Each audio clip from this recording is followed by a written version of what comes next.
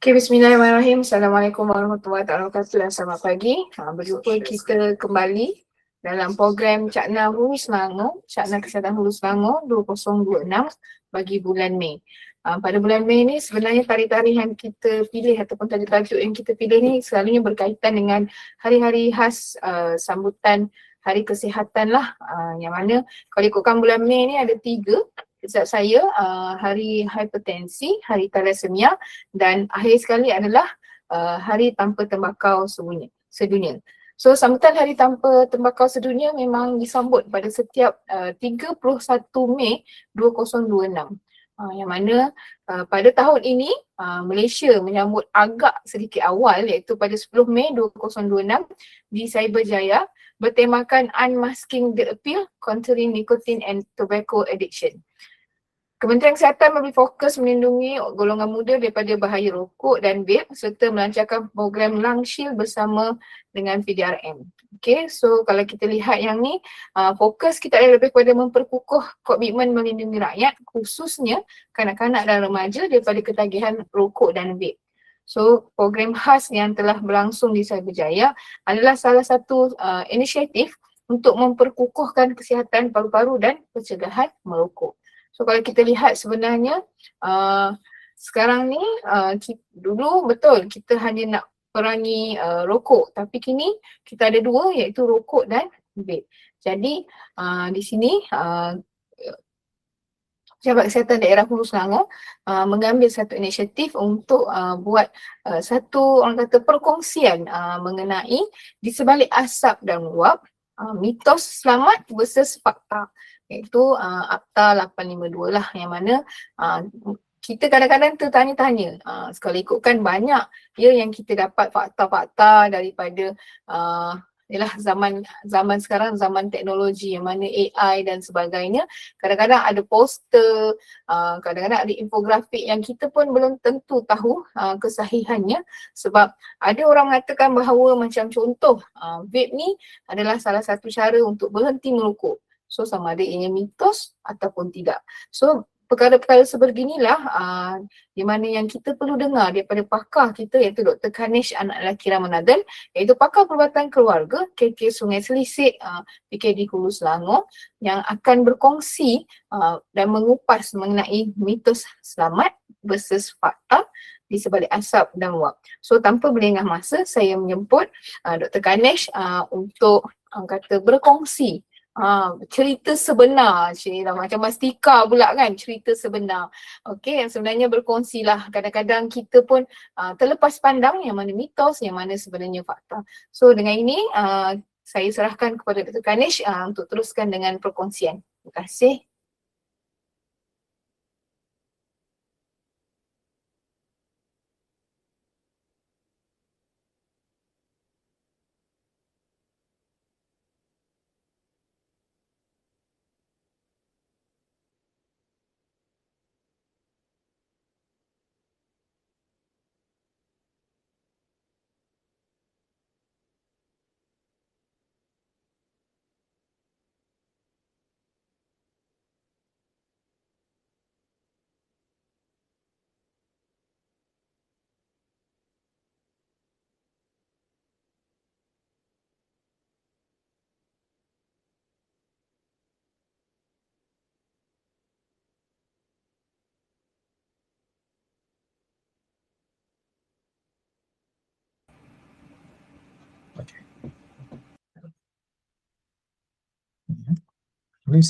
Okay. Okay, terima kasih saya ucapkan kepada Puan Moderator. Selamat pagi dan salam sejahtera kepada semua warga maya yang ada bersama saya pada pagi ini. Saya Dr. Kanish dari Klinik Kesihatan Sungai Selisik. Saya ingin ucapkan terima kasih kepada unit NCD PKD Hulu Selangor atas menjemput saya untuk menyampaikan satu ceramah yang bertajuk Di Sebalik Asap dan Wap, Mitos Selamat versus Fakta Akta 852. Hari ini sebenarnya kita akan membincangkan satu topik. Topik ini yang sangat kritikal bagi kesihatan awam kita. Kita sering mendengar bahawa vape adalah alternatif ataupun dengan kata lain selamat kepada rokok. Namun, adakah ini benar? Dan bagaimanakah Akta 852 yang baru dikuatkuasakan ini akan mengubah landscape kawalan produk merokok di negara kita? Mari kita lihat data terbaru dari GATS 2023. Saya dah paparkan dalam ni. Jika anda lihat, GATS itu adalah Global Adult Tobacco Survey Malaysia yang telah dibuat pada tahun 2023. Okey. Jika anda lihat angka yang paling mengejutkan ialah peningkatan penggunaan vape sebanyak 600%. Okey, 600% peningkatan dalam tempoh 12 tahun, iaitu 0.8% pada tahun 2011 dan pada 2023 ialah sebanyak 5.8%. Okey. Apa yang merisaukan ialah saya sebagai doktor adalah kumpulan umur yang terlibat ialah di antara umur 15 hingga 24 tahun yang mempunyai prevalence atau prevalensi yang tertinggi. Mereka ini adalah sasaran industri merokok. Okey, jika anda lihat pengguna tertinggi ialah belia di antara umur 15 hingga 24 tahun dan jumlah kategori itu melibatkan sebanyak 8.6%.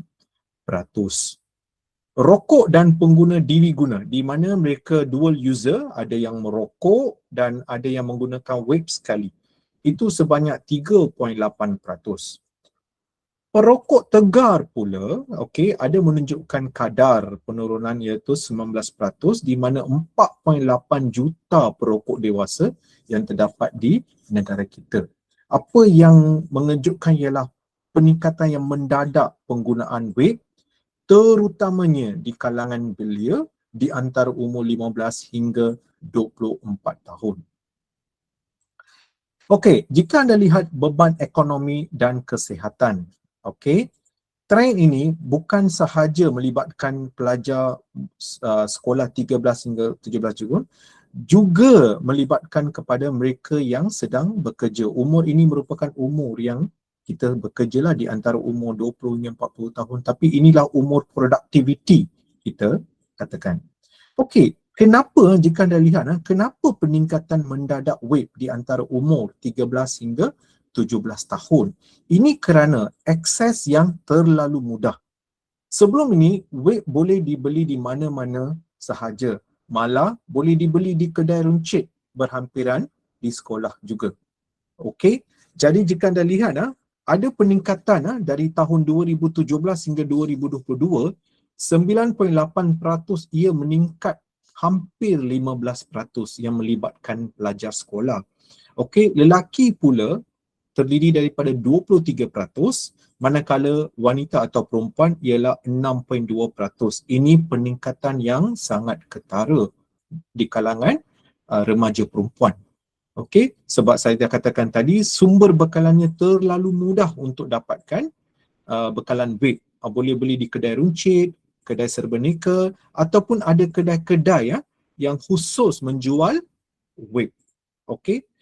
Penggunaan rokok konvensional pula ada penurunan daripada 13.8% ke 6.2% pada tahun 2022. Vape ini boleh dikatakan lebih kepada modern smoking lah, saya boleh katakan modern smoking, di mana remaja-remaja ni terikut-ikut, dan ini menunjukkan macam dengan lelaki ni kita boleh katakan macho, okey, menunjukkan macho, dan vape ni ada pelbagai perisa. Jika anda tahu, ada bau berbeza dan kadang-kadang baunya pun macam perfume. So itu yang menarik perhatian atau mendorong kanak-kanak, terutamanya remaja, untuk mencuba vape. Sebab tu ada peningkatan yang ketara, dan yang membimbangkan adalah peningkatan yang ketara di kalangan perempuan juga. Okey, rokok konvensional ni musuh yang lama tapi masih bisalah. Apa yang sedut, biasanya bila kita menyedut asap rokok ni, tar itu akan mula melekat pada paru-paru, dan ia akan juga meningkatkan kadar karbon monoksida dalam badan kita, di mana ini akan mengurangkan oksigen dalam darah. dan ia mengandungi lebih daripada 7,000 bahan kimia. Dan 70 daripadanya diketahui penyebab kanser, iaitu karsinogen. Dalam bahasa medikal kita panggil sebagai karsinogen. Jangka masa panjang anda semua sudah pasti anda semua tahu, okey, dia menyebabkan kanser paru-paru, punca utama kematian kanser, penyakit jantung dan strok, juga penyakit paru-paru kronik yang dikenali sebagai okay, so yang dikenali sebagai COPD, penyakit paru obstructive chronic yang dikenali sebagai COPD. Okey, ini adalah yang biasanya kita dengar dan mungkin kita dah terlalu lama mendengar benda-benda ini kan, sebab merokok ni menyebabkan kanser dan sebagainya. Okey. Tetapi vape ini dia dikenali macam mendakwa ia adalah wap air. Okey, ramai yang produk vape ni dia mengatakan dia ni bagaikan wap air yang keluar, tak ada macam asap rokok. Tetapi mengikut sains, ia bukan wap air. Okey, ia mengandungi aerosol kimia. Aerosol inilah yang kita nampak macam wap air keluar dalam bila kita menghidup ataupun mengambil vape. Di dalamnya ada logam berat seperti nikel, plumbum yang berasal daripada pemanasan gegulung peranti tersebut. Jika anda tengok dalam vape ni, kalau you buka dalam tu ada peranti macam gegulung, okey, macam coil dalam tu yang mengeluarkan, okey, dalam asapnya mengeluarkan logam-logam berat seperti nikel dan plumbum.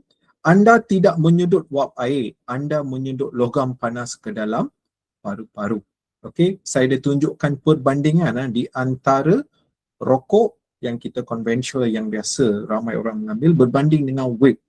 Okey, jika anda lihat kandungan kedua-duanya hampir sama. Of course, dua-dua pun mempunyai nikotin yang boleh menyebabkan ketagihan yang tinggi.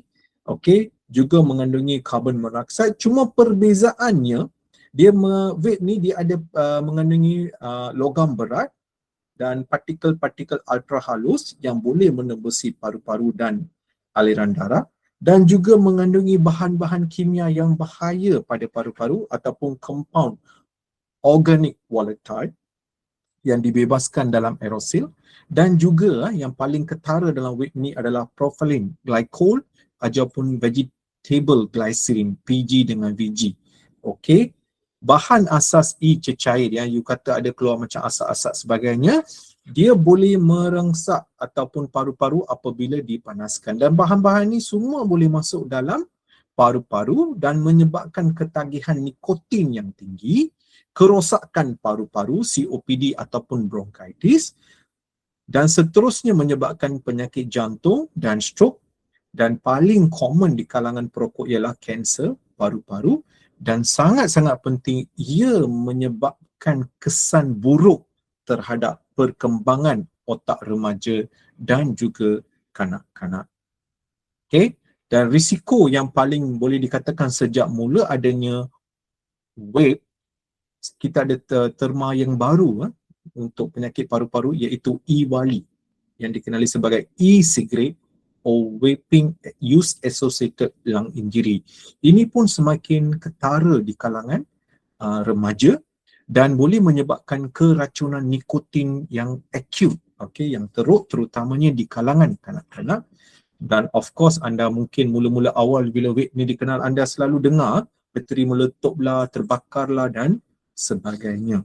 Jika anda lihat sama ada rokok konvensional ataupun vape, keburukan kedua-dua bahan ini adalah tidak dapat dinafikan. Memang sangat tinggi dan sangat bahaya, terutamanya untuk remaja dan juga kanak-kanak, termasuk juga orang dewasa.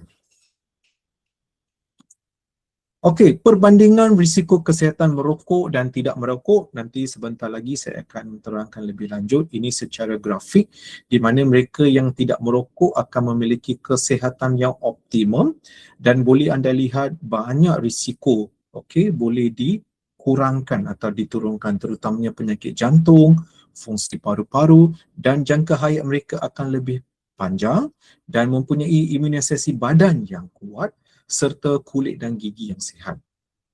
Manakala bagi mereka yang merokok pula, boleh dikatakan opposite ataupun bertentangan yang saya katakan tadi. Risiko serangan jantung sangat tinggi, boleh menyebabkan arteri mereka tersumbat, meningkatkan tekanan darah mereka, dan penyakit paru-paru yang kronik, saya dah katakan tadi, kanser paru-paru ataupun COPD ataupun emphysema, dan kematian pramatang atau premature death yang ketara, imun yang sangat rendah, dan penuaan dan masalah mulut, terutamanya kedutan di bahagian muka, gigi kuning, serta penyakit gusi.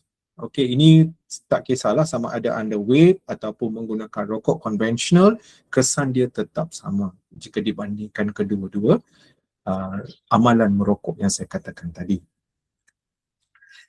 Okey, ada yang katakan seperti mana saya katakan tadi, dia mengatakan mitos yang kerap kita dengar adalah ia adalah lebih selamat dan mengeluarkan air saja dan sebagainya. Ini saya dah terangkan.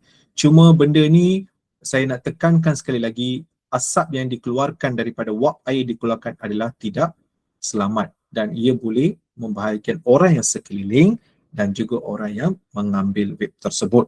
Okey, jika anda lihat dia mengandungi perisa kimia. You tengok dalam tu saya ada bubuh popcorn lung. Ini semua istilah-istilah baru yang digunakan dalam dunia medical, terutamanya kewujudan vape sejak kebelakangan ini. Okey, dan dactyl kita panggil bronchiolitis obliterans. Okey, dan nikotin ini dia ada nikotin yang sintetik dan juga nikotin original. Jika anda lihat nikotin yang terdapat dalam vape ni menyebabkan kadar ketagihan yang sangat tinggi dan sukar dirawat. Ini kena faham dia bukan macam rokok konvensional. Saya bukan katakan rokok konvensional tu okey, nikotin tu boleh dirawat. Tidak. Cuma jika dibandingkan dengan rokok konvensional, vaping ini menyebabkan kadar ketagihan yang terlalu tinggi dan agak sukar untuk dirawat. Okay, so jangan salah faham. Vaping tu bukan keluar wap air saja. Ini kena faham. Sebab dia mengandungi logam berat, aluminium, nikel, timah yang boleh merosakkan otak dan saraf dan boleh menyebabkan popcorn lung yang dikenali sebagai bronchiolitis obliterans dan juga kadar ketagihan yang tinggi, nicotinic addiction yang sangat tinggi dan sukar dirawat. Okey, apa itu popcorn lung, popcorn lung. Okey, jika anda lihat salur udara yang sihat, okey, saya dah tunjuk dalam grafik di atas, di mana ia normal menyebabkan laluan udara terbuka dan air udara boleh masuk dan keluar dengan senang tanpa sebarang halangan ataupun blok. Jika anda lihat orang yang vaping tu, jika anda lihat salur pernafasan mereka dah mula rosak dan berparut. Dah scarring, kita panggil scarring dalam bahasa Inggeris, dah mula berparut dan ia dikenali sebagai bronchiolitis obliterans dan laluan udara ini sangat sempit, berparut dan tersumbat. Yang paling penting saya tekankan di sini adalah istilah kekal. There is no U-turn, kena faham Okay, there is no U-turn yang kekal. Okay, jika tiba-tiba saya nak berhenti, saya nak bokeh, mungkin parut tu mungkin akan ada yang kita tidak boleh baiki dengan sewajarnya. So dia akan kekal. Itu yang kita agak risau. Okay, mengapa benda ni berlaku di kalangan mereka yang vape? Sebab dia mengandungi sejenis bahan kimia, okay, diacetyl. Okay, bahan kimia perisa tiruan, butter atau popcorn cecair vape tertentu. Ia berbahaya apabila disedut dalam jangka masa yang panjang, mungkin berbulan ataupun bertahun. Diacetyl ni dia adalah cecair vape. Boleh dikatakan semua vape ni mengandungi bahan kimia ini. So ini akan menyebabkan keradangan dan akan menyebabkan pembentukan parut, terutamanya di saluran udara. Daripada trachea ia pergi ke bronchial. Bronchial itu akan menyebabkan parut, pembentukan parut dan dia akan menjadi sempit dan tersumbat secara kekal. Dan gejala utama orang yang vaping ni, okay, mereka yang mempunyai bronchiolitis obliterans ini, mereka akan mempunyai gejala utama seperti batuk kering yang berterusan, sesak nafas dan juga wheezing, nafas berbunyi. Sama boleh dikatakan sama seperti pesakit asma. You boleh dengar bunyi, bunyi dan cepat penat. Okey, ini adalah tanda. Ini tidak akan berlaku secara mengejut. Anda kena faham. Perkara ini akan menjadi secara perlahan-lahan, gradually. Okey, mungkin dia dah start wait, dia batuk-batuk, okey pergi klinik, ambil ubat batuk. Okey, nanti 2-3 bulan batuk lagi, pergi ambil ubat. So dia akan berlaku secara perlahan-lahan, gradually, sehinggalah menyebabkan anda mengalami masalah sesak nafas, okey, dan boleh menyebabkan nafas berbunyi yang dikenali sebagai wheezing, dan akhir sekali mereka akan cepat berasa penat. Mereka akan sendiri tahu, okey dulu bila saya naik tangga, laju je saya boleh naik. Tapi sejak 2-3 bulan ni, saya memang perlahan, saya rasa penat. Ini merupakan tanda-tanda bronchiolitis obliterans, dan saya nak tekankan sekali lagi, ini boleh dikatakan akan kekal berada di paru-paru anda. Inilah kesan buruk yang kita sangat risaukan disebabkan oleh vaping. Okey, rokok versus vape. Okey, dari tadi doktor ni cakap nikotin kan. Okey, jika bandingkan dengan satu pot kecil vape, okey, dia mengandungi sebanyak 5% ataupun 50 mg of nikotin, compare to 40 batang rokok dengan 2 kotak bersamaan dengan 2 kotak lah. Okey, satu pot kecil tu bersamaan dengan 40 batang rokok. Ini saya bandingkan kandungan nikotin. Okey, so itu dengan kata lain biasanya mereka panggil sebagai salt nikotin ataupun garam nikotin. Pasaran vape didominasi oleh garam nikotin, membolehkan kepekatan nikotin yang sangat tinggi, disedut tanpa rasa perit, ditekak. Okey, kebanyakan vape yang di pasaran ni menggunakan nikotin yang sangat tinggi iaitu 30 mg sehingga 50 mg. Okey, 3% to 5%. Nikotin shot ni adalah satu teknologi yang mengurangkan rasa perit, membolehkan sedotan nikotin yang tinggi tanpa batuk. Okey, jika seseorang tu mula cuba, jika budak tu baru nak start merokok, you bagi dia batang rokok konvensional, dalam beberapa sedotan dia akan mula batuk. Dia akan mula batuk. Maksud nikotin tu dah mula masuk yang menyebabkan dia batuk, dan dia cuba, kenapa saya batuk Tapi after some time dia tak akan batuk sebab badan tu dah adaptasi dengan nikotin tersebut. Tapi dalam vape ni kandungan nikotin dia tinggi, dan dia menggunakan teknologi salt nikotin ataupun garam nikotin, di mana walaupun you ambil dalam kadar yang tinggi, okey, tetapi anda kemungkinan besar ataupun anda langsung tidak akan batuk, number one. Number two, anda tidak akan rasa perit di bahagian tekak. Sebab tu nikotin ni vape ni famous. Sebab rokok ni kadang-kadang dia tak berapa sedap. Nak kata dengan istilah biasa, dia tak berapa sedap. Dan risiko keracunan ini sangat tinggi sebab dia boleh bahaya tertelan cecair vape. Kepekatan tinggi dalam isi padu kecil boleh menyebabkan sawan atau kematian pada kanak-kanak. Dalam vape Okey, seterusnya ini berkenaan dengan EVALI yang saya katakan tadi. Okey, jika anda lihat apa itu EVALI? EVALI adalah kecederaan paru-paru yang serius disebabkan oleh produk vape ataupun e-cigarette. Okey, ini bukan jangkitan kuman tetapi berlaku keradangan paru-paru akibat pengambilan vape. Gejala utama sama seperti yang saya katakan tadi, batuk yang berpanjangan, sesak nafas, sakit dada, dan boleh menyebabkan loya, muntah, cerit-berit, dan ada yang mengadu demam yang berpanjangan, menggigil, penurunan berat badan dan juga keletihan. Dia sangat non-spesifik.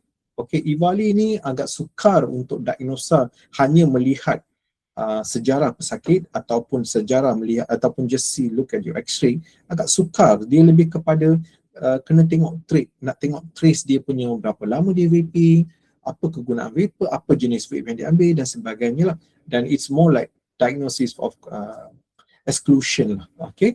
Dan kita tak boleh, terutamanya mereka yang datang batuk berpanjangan tu, jangan lupa tanya tentang penggunaan vape. Okey, punca utama ni berlaku adalah sebab bahan kimia yang terkandung dalam cecair vape tersebut. Okey, dan sering ditambah dengan produk vape sebagai pemekat. Apabila dipanaskan dan dihidup, ia merosotkan tisu paru-paru. Okey, yang dipanggil sebagai vitamin E acetate. Okey, kesan boleh menyebabkan kerosakan paru-paru yang kekal dan ia memerlukan rawatan intensif ataupun need actually ICU care lah. Okey, dan EVALI ini boleh menyebabkan kematian. Ini khas untuk mereka yang menggunakan e-cigarette dan juga vaping. Dia lagi cepat merosakkan paru-paru. Okey, EVALI adalah satu lagi ancaman maut, okey, yang berlaku di Amerika Syarikat.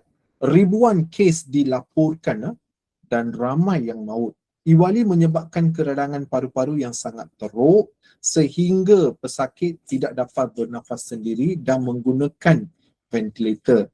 Malah di Malaysia kita pun dah ada masalah orang mereka yang menghidapi penyakit EVALI. Okey, Kanada juga lapor kes, Eropah juga melaporkan kes pertama akibat EVALI pada Mac 2020 dan pengharaman produk vape menyebabkan penurunan kes baru di Amerika Syarikat secara ketara. Okey, ini memang dah ada nampak lah bayang-bayang tu, dah mula orang dah masuk ward, dah mula kena masukkan ICU backup dan sebagainya. Jadi Amerika Syarikat telah mula mengharamkan produk vape dan ini menyebabkan penurunan kes yang ketara, terutamanya EVALI di Amerika Syarikat. Okey, ini saya dah bercerita pasal Kanada, saya dah cerita pasal Amerika Syarikat. Bagaimana pula keadaan situasi di Malaysia? Jika anda lihat, ada seorang kanak-kanak perempuan berusia 2 tahun di Beradi Syaki mengalami keracunan nikotin akut. Okey, dipercayai tersedut ataupun tertelan cecair daripada peranti rokok vape yang dipakai buang. Okey, ini kes ni pada tahun lepas lah. Dan kanak-kanak ini mengalami kesesakan nafas dan juga dia sawan. Okay. Dan kes ni dirujuk ke Hospital Sultan Haji Ahmad Shah, Temerloh Pahang, dan ia memerlukan bantuan pernafasan dari unit rapi pediatrics ICU lah. Okay. Jadi kanak-kanak terbabit juga dikatakan mengalami sawan sebanyak 2 kali ketika dalam rawatan. Ini dah masuk ward ketika dalam rawatan sebab dia punya kandungan yang tinggi. Saya dah katakan tadi dia punya kandungan adalah dalam 20 hingga 50 miligram nikotin. Tuan-tuan dan puan-puan, children, kanak-kanak, terutamanya kanak-kanak ni, bila kandungan nikotin terutamanya 4 hingga 10 dah tinggi untuk badan mereka. Okey, jangan katakan 30 too much high. So 4 to 10 itself, okay, dah terlalu tinggi untuk kanak-kanak. Jadi bila dia tersedut bahan-bahan ini, maka menyebabkan sawan dan juga sesak nafas lah. Ini berlaku di Kuantan. Okey, seterusnya. Ini berkenaan dengan apa itu perokok pasif. Mereka kata, oh saya tak rokok, saya tak ada ini, tapi perokok pasif ini juga dikenali sebagai second hand smoker. Ini orang-orang kena, tuan-tuan dan puan-puan kena tahu Perokok pasif adalah individu yang tidak merokok tetapi terdedah dan menyedut asap rokok yang dihembuskan oleh perokok lain serta asap dari hujung rokok yang terbakar. Okey, apa kesan dia? Kesan dia, of course, pendedahan kepada racun. Anda yang perokok pasif ini menyedut udara tersebut ataupun menyedut asap tersebut yang mengandungi pelbagai jenis bahan kimia termasuk karsinogen dan juga peningkatan risiko penyakit seperti jantung, stroke, okay, dan jangkitan pernafasan, seperti risiko kanser. Dan anda juga jangan terkejut, ramai isteri perokok berisiko 30% lebih tinggi mendapat kanser paru-paru. Mereka yang mempunyai suami merokok, saya nasihatkan supaya minta mereka jangan merokok di rumah. Okey, nasihatkan mereka supaya merokok di luar rumah. Sebab bila kita menghidu asap mereka, asap yang dikeluarkan daripada hembusan tersebut ataupun dari asap daripada rokok, jika anda hidu sebagai second hand smoker ataupun perokok pasif, risiko anda berisiko 30% lebih tinggi mendapat kanser paru-paru. Dan saya doktor sendiri pernah melihat beberapa isteri datang dengan batuk berdarah yang berpanjangan, X-ray, CT scan didapati isteri menghidap kanser paru-paru. Okay, so saya minta jasa baik vice versa lah, siapa yang merokok tu minta rokok di luar rumah, jangan merokok dalam rumah. Okey, mereka merupakan mangsa yang tidak bersalah, keluarga dan orang sekeliling. Okey, inilah bahaya sebagai passive smoker ataupun second hand smoker. Ada juga third hand smoker.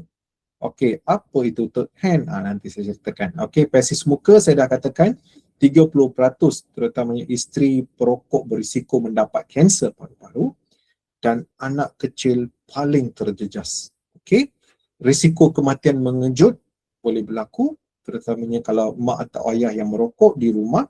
Paru-paru, pernafasan asma, bronkitis ataupun radang paru-paru boleh menyebabkan jangkitan pada telinga ataupun risiko bronkitis media. Ini untuk kanak-kanak, untuk anak-anak yang kecil, okey, dalam mungkin usia berbulan dan sebagainya lah. Dan perokok tertiar ataupun third hand, ini pun penting racun merokok ataupun racun bila kita merokok dalam kereta, nikotin atau bahan-bahan kimia tu boleh lekat pada sofa tu. Sofa kereta masuk, tempat duduk dalam kereta ataupun sofa di rumah atau tak kisahlah katil ke mana-mana ke, benda ni akan melekat. So bila dia melekat, bila you masuk dalam kereta tersebut ataupun masuk bilik tersebut, anda boleh bau, ini macam bau merokok kan, jika anda ingat bau merokok, itulah third hand smoker. Anda juga merupakan seorang third hand smoker. Okey, bila bayi menyerap melalui sentuhan kulit dan mulut, terutamanya ayah-ayah yang merokok ni, dia boleh menjadi dia dah rokok dekat luar rumah, tapi bila dia masuk, dia pergi ambil baby tersebut, bayi tersebut, bila dia cium, nikotin itu boleh lekat pada kulit bayi tersebut ataupun mulut mulut bayi tersebut. Jika anda masuk hotel ni third hand smoker lah. Bila anda masuk hotel, masuk bilik tu ada bau rokok. Ini semua third hand smoker. Okey, ini yang dikatakan third hand smoker. Dan passive vaping. Anda pergi restoran ke mana-mana, masih terdapat mereka yang tak faham tentang undang peraturan baru-baru ni. Ada yang di luar kedai tu vaping. So bila udara tu masuk dalam restoran, anda juga menyedot nikotin dan logam berat daripada wap vaping tersebut. So jika anda lihat memang agak sukar tau. Okay? Jika seorang perokok tu ada dekat rumah, dia actually bahaya untuk orang yang sekeliling. Okay? Okay, ini merupakan keratan akhbar yang dikeluarkan dalam akhbar nasional. Okay, dia ada banyak cerita lah. Okay, rampasan seminggu susulan rampasan 2.4 botol vape, perisa ganja, perisa vape dicampur dengan dadah.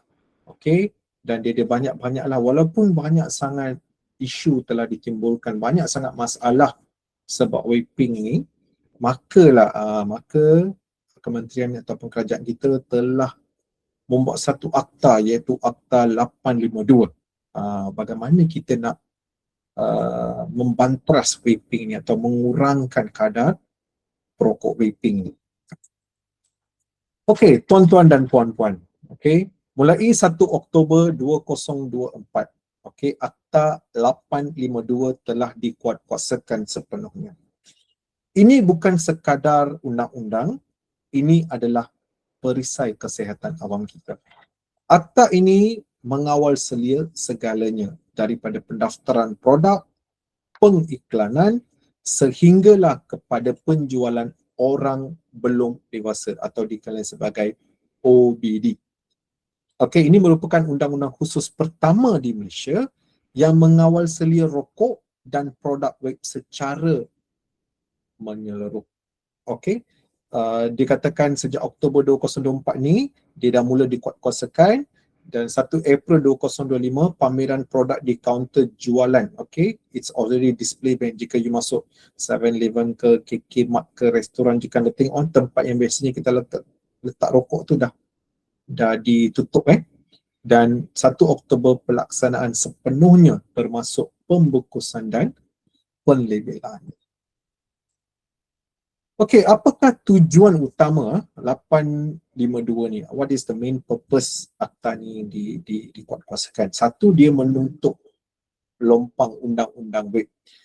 Ini adalah khusus untuk mengawal selia semua produk merokok, baik tembakau maupun pengganti tembakau sepertinya vape atau rokok elektrik secara serentak dan menyeluruh.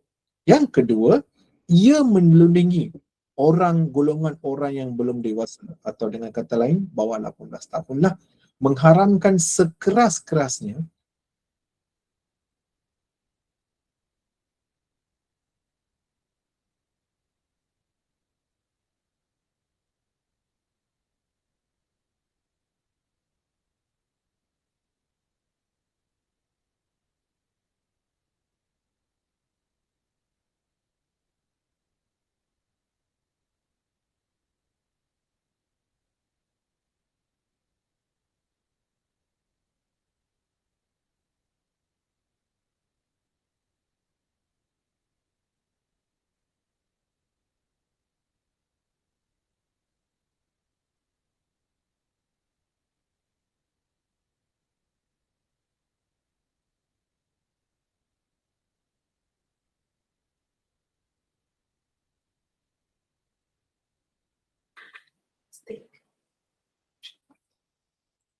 Doktor cuba try cakap.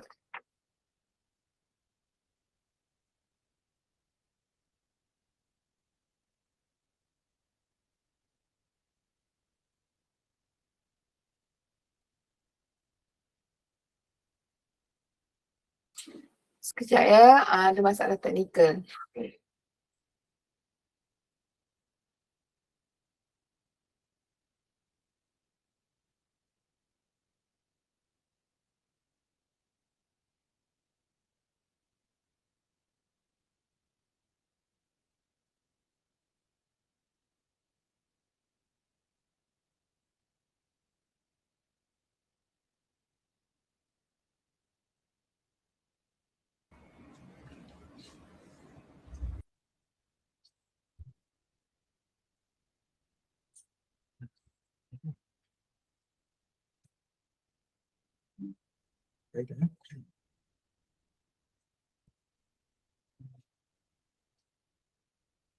okey. Sorry yang tadi ada masalah teknikal sikit. Saya sendiri tak tahu yang saya keluar dari talian. Okey. Apa yang berubah? Peraturan baru, larangan pameran ataupun display ban produk rokok dan vape tidak boleh dipamerkan secara terbuka, mesti tertutup. Pembungkusan, kawalan ketat ke atas bentuk bungkusan vape, tidak boleh menyerupai mainan, makanan ataupun kosmetik untuk mengelak tarikan kanak-kanak, dan dilarang menjual kepada OBD 18, dan kawasan larangan diperluaskan termasuk dobi layan diri dan bangunan tempat kerja. Implikasi undang-undang rokok dan vape di bawah Akta 852, merokok kini ditafsirkan sebagai menghisap sebarang produk tembakau dan pengganti tembakau. Dulu merokok ni dengan istilah itu berbeza. Sekarang dia masukkan sekali juga vape dengan e-elektronik ataupun e-cigarettes. Okey. Kesalahan satu, merokok di tempat dilarang. Contohnya di kedai makan, hospital, sekolah dan kenderaan awam. Compound adalah kadar piawai ialah sebanyak standard rate RM250. Jika gagal bayar compound, akan didenda, akan dibawa ke mahkamah, dan denda tidak melebihi RM5,000 ataupun penjara tidak melebihi 1 tahun.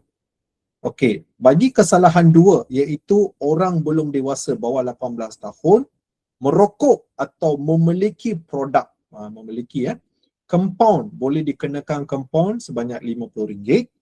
Alternatif, mahkamah atau pegawai kesihatan boleh memerintahkan remaja tersebut menjalani khidmat masyarakat atau sesi kaunseling pemulihan jika gagal membayar compound. Ini dua ni mereka yang mempunyai anak ataupun mereka yang anak yang bersekolah, saya rasa sebagai ibu bapa, tanggungjawab kita lah untuk menerangkan perkara ini pada anak-anak. Dia bukan sahaja merokok, memiliki produk juga boleh dijatuhkan compound. Okey, dan terpulang kepada pegawai kesihatan, okey, untuk memerintahkan remaja tersebut menjalani khidmat masyarakat ataupun sesi kaunseling. Okey, ini refreshing 28 tempat dilarang merokok. Okey, 28 tempat boleh dikatakan hampir keseluruhan lah tempat-tempat yang umum dan sebagainya di mana public comes and goes and all that, termasuk kawasan minyak ni, kawasan perpustakaan, kawasan rehat dan rawat. Okey, so anda nampak dia ada 28 kawasan yang kita tidak dibenarkan untuk merokok. Okey, dan untuk di restoran pula jarak 3 meter dari kedai makan masih berkuat kuasa. Ini saya lihat sekarang semakin ramai orang mula merokok di kawasan ataupun di dalam restoran. Anda sepatutnya perlu berada jarak 3 meter dari kedai makan tersebut. Anda tidak sama sekali dibenarkan merokok di dalam ataupun di sekeliling restoran tersebut kecuali anda berada jarak lebih daripada 3 meter dari kedai makanan tersebut. Okey, di mana tadi saya dah terangkan di mana anda dilarang merokok dan vape, lokasi utama ini secara ringkasan tempat makan, tempat kesihatan, pendidikan, pengangkutan, okey, dan lokasi yang sering diabaikan. Orang mengambil orang takkan cari kod atau orang tak jumpa kod. Di mana lobi layan diri, pejabat kerajaan dan swasta, terutamanya ruang berhawa dingin dan lobi, dan taman awam pun saya kejap kelbakan ramai yang duduk merokok. Okay, taman awam tidak sama sekali dibenarkan anda merokok. Sebab tu saya kata jika anda lihat 28 kawasan warta tu, kalau betul-betul anda fikirkan hanya di luar rumah anda je boleh rokok sebenarnya. Okey, bas tak boleh rokok, tempat awam, kedai makan. Jadi saya tak pastilah, kebanyakan tempat memang anda tidak dibenarkan merokok. Okey, dan compound sebanyak RM250 atau denda mahkamah yang boleh sehingga RM10,000 dan kebanyakan masa ialah di bawah RM5,000. Bagi yang ingin berhenti, ini penting bagi mereka yang mungkin tuan-puan yang sedang mendengar ceramah saya ini, jika anda seorang perokok ataupun anda seorang yang vape, anda ingin boleh dapat bantuan daripada klinik-klinik yang sedang saya disenaraikan di Hulu Selangor. Ini khusus untuk masyarakat Hulu Selangor. Anda boleh lihat kebanyakan klinik kesihatan ataupun kesemua klinik kesihatan di Hulu Selangor menyediakan kemudahan klinik berhenti merokok di KK Serendah, KK Wuliam, KK Rasa, Kelempang, Selisih, Suharto, Hulu Bernam dan Sungai Buaya. Dan apakah kaedah rawatan? Kita takkan terus minta anda mengambil ubat dan sebagainya. Kita akan mulakan dengan sesi kaunseling dan behavior modification ataupun modifikasi tingkah laku. Anda akan dilihat oleh seorang doktor dan dibimbing oleh kaunselor untuk mengubah tabiat harian dan menguruskan gian ataupun craving. Okey, sebab ini merupakan satu addiction ataupun ketagihan merokok. Mereka tahu merokok itu membahayakan kesihatan, tapi macam mana saya nak hilangkan addiction? Macam mana saya nak hilangkan ketagihan?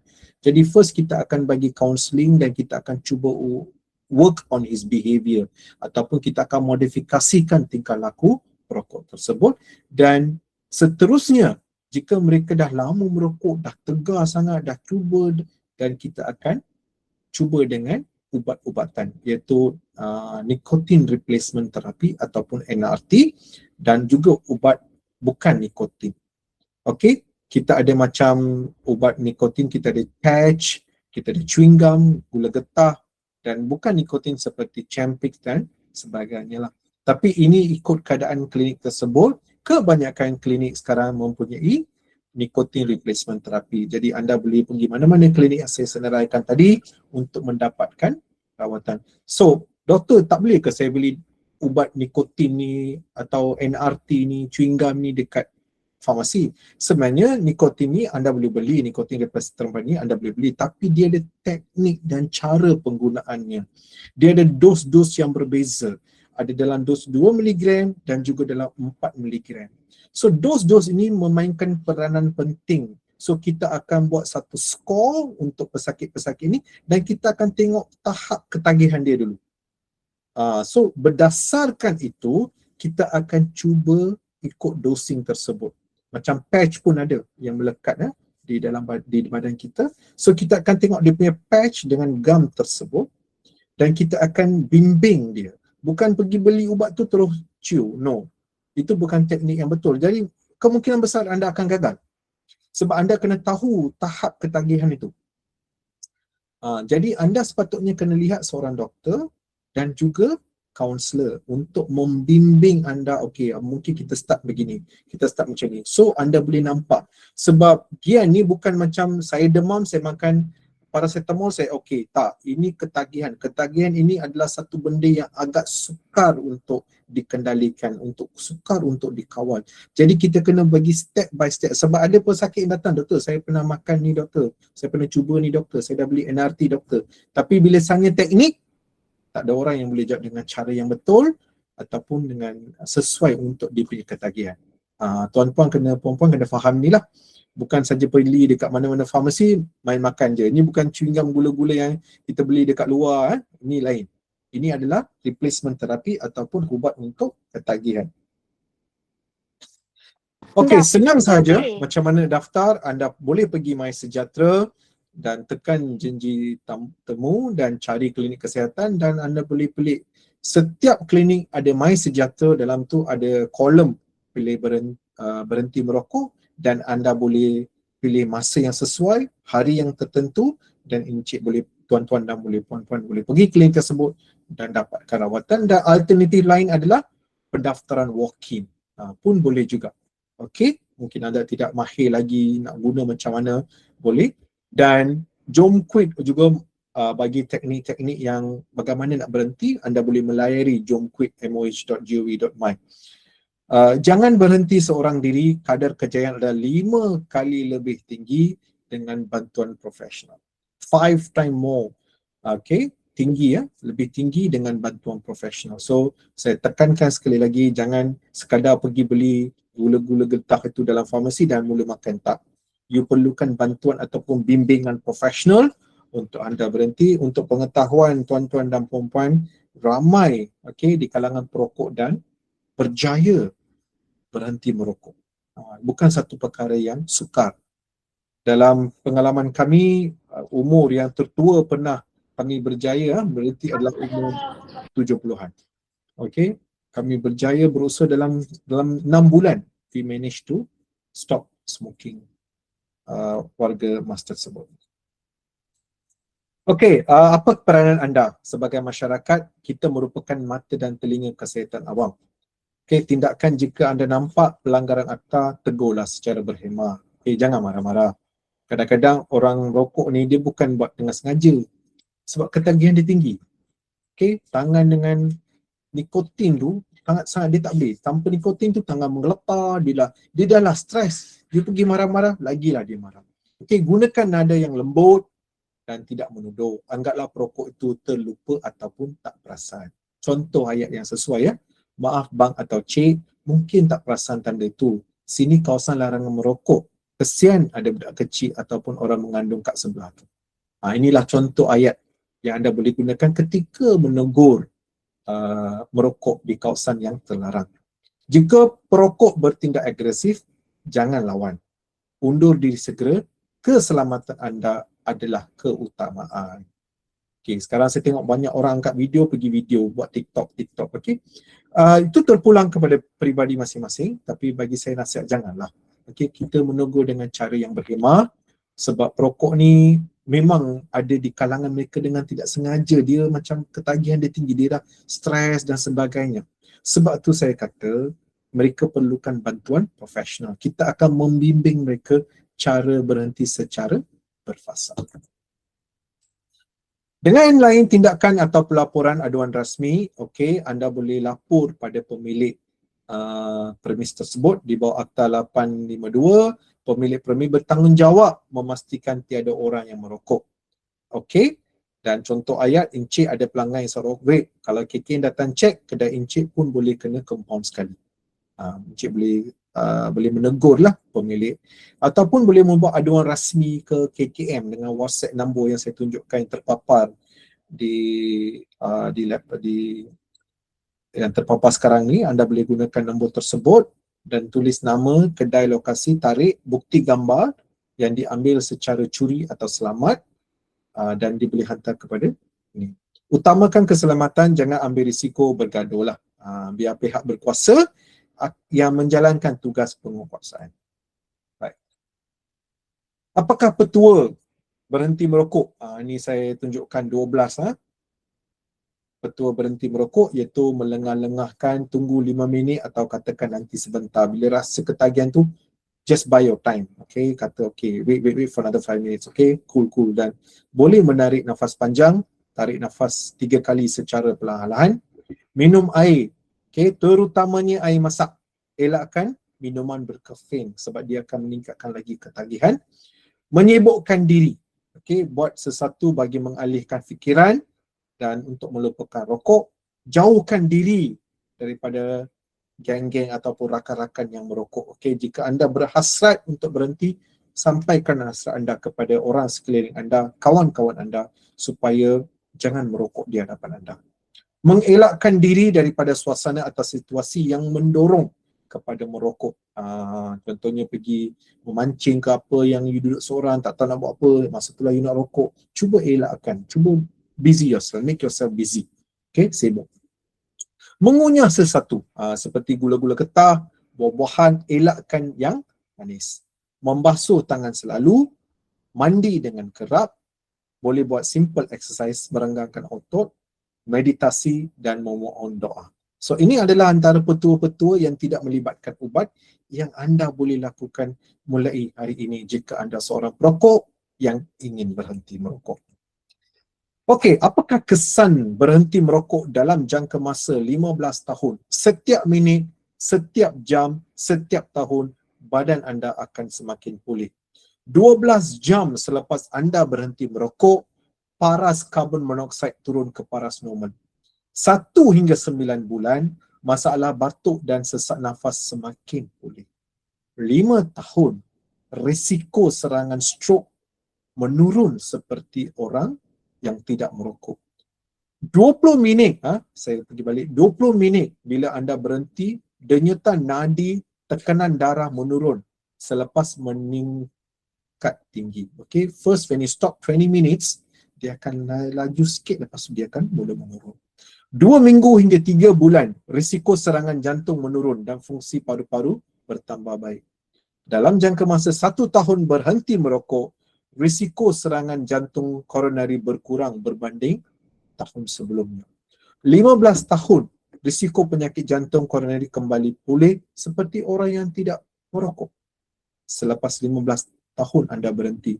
Dalam jangka masa 10 tahun, kadar maut akibat kanser paru-paru berkurang separuh kali ganda.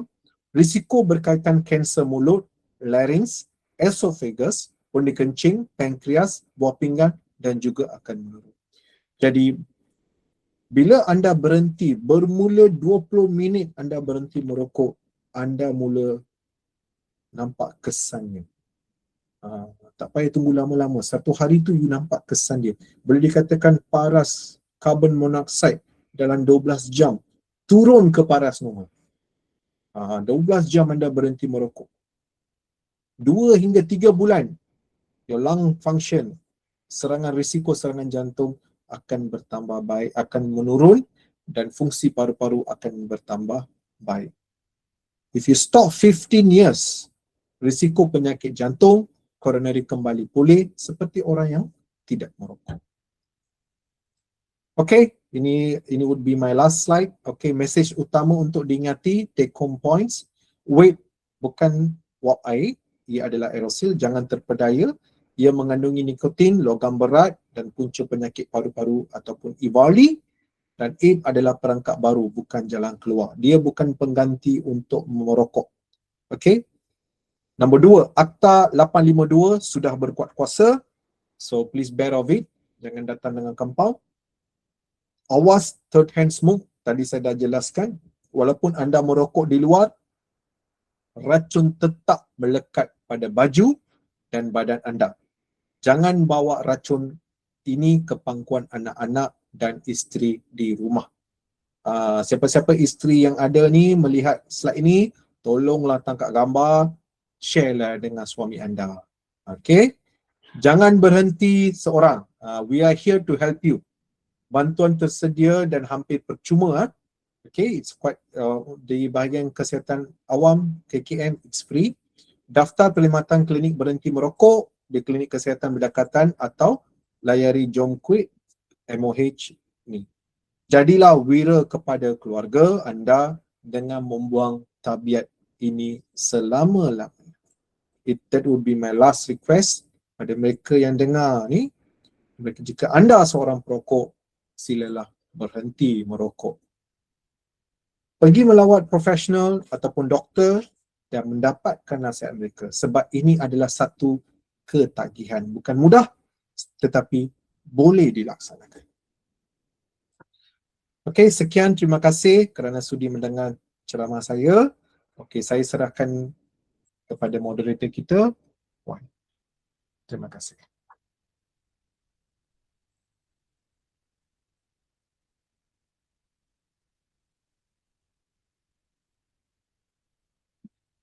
Stop presenting, ya. Stop sharing. Okay. Okay, terima kasih kepada Dr. Ganesh. Perkongsian yang saya rasa padat. Maknanya kita dah tahu dah sebenarnya vape tu bukanlah salah satu jalan untuk kita berhenti merokok, sedangkan vape juga membawa agenda kesihatan yang lain yang boleh memudaratkan kita sebagai pengguna. Okey.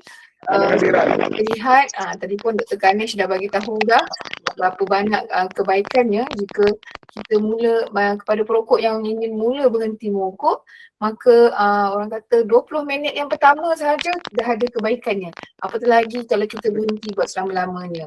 Ianya bukan apa, sebab dia bukan sekadar merosakkan kita, tapi pada masa yang sama dia juga boleh harmful pada orang-orang di sekeliling, terutama insan-insan yang kita sayang. Sekadar berkongsi, pernah seorang pasien bertanya, kenapa dia yang merokok tapi kakak dan mak dia yang dapat stroke. So sebenarnya kalau kita lihat, salah satunya adalah kerana perokok pasif ataupun second hand smoker mempunyai risiko untuk mendapat penyakit seperti stroke dan jantung adalah lebih tinggi berbanding perokok itu sendiri. Sebab tu kita kata, sebab apa? Sebab perokok untuk perokok pasif, dia tak ada filter yang boleh membantu dia untuk sebagai penapis, sebab dia dapat truly full asap rokok yang bahaya itu. Sebab itulah kalau tuan-puan merokok, maka berhentilah merokok. Itu yang kita sarankan, supaya ini bukan untuk diri sendiri sahaja, tapi untuk ahli keluarga kita juga. Okay, sebelum tu saya tanya, ada sesiapa ada soalan lain selain daripada sharing slide? Ada ke soalan lain? Saya macam mana mau daftar kehadiran ini?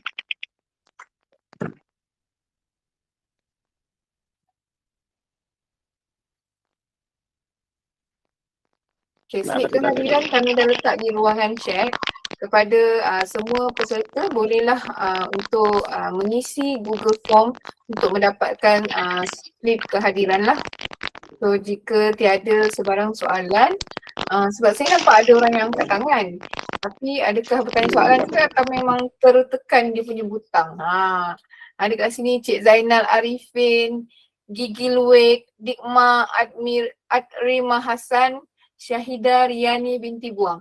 Kalau memang tuan-puan nak tanya soalan, kita harap tuan-puan boleh bercakap lah, boleh je on mic. Link tak boleh nak tekan, Saya baru rasa cuba try lagi sekali. Mungkin sebab terlalu ramai yang tekan pada waktu yang sama. Dekat sini daripada Pejabat Kesihatan Daerah Batam Padang kata rasanya kawasan RNR pun banyak yang terlepas pandang kawasan larangan merokok. Betul. Itu saya tak nafikan lah. Sebenarnya memang salah satu kawasan yang banyak yang kita jumpa adalah kawasan RNR, restoran, walaupun telah orang kata kita telah kuatkuasakan tempat larangan merokok, tapi masih lagi berlaku kejadian sebegitu rupa lah. Mungkin macam Dr. Kanis tadi, Dr. Kanis dia husnuzon. Dia kata mungkin mereka terlupa ataupun mereka tak sedar. Saya tak mampu nak husnuzon lah sebab saya rasa orang kata larangan 28 ni bukan baru. Dia bukan daripada Akta 852 saja. Dia sebelum Akta 852 sahaja pun kita dah bagi tahu dah, terutama RNR dan restoran, memang kita dah bagi tahu lama mengenai tempat larangan merokok. Batam Padang kata termasuk kawasan gazebo di RNR pun kawasan larangan merokok ya. Dia bagi tahu. Jadi kita mohonlah tuan-puan yang mana mendengar talk hari ini untuk alert lah. Okey. Alert bahawa kawasan RNR sebenarnya antara kawasan yang telah diwartakan sebagai kawasan larangan merokok lah. Okey. So saya rasa tak ada soalan yang lain. Kepada yang tak boleh tekan buat masa ni link kehadiran, tuan-puan boleh tekan sekejap lagi pun tak apa sebab selalunya kita buka lama lah untuk link tersebut. Okay, alright, kalau itu dengan itu saja saya berharap tuan-puan yang mana mungkin ada pasangan yang merokok ataupun yang mendengar ini adalah seorang perokok, maka tanamlah azam. Yang penting niat tu kena ada untuk berhenti merokok sebab zaman sekarang kalau kita lihat bukan sekadar kesihatan tu bukan sekadar penting tetapi ianya sesuatu yang mahal.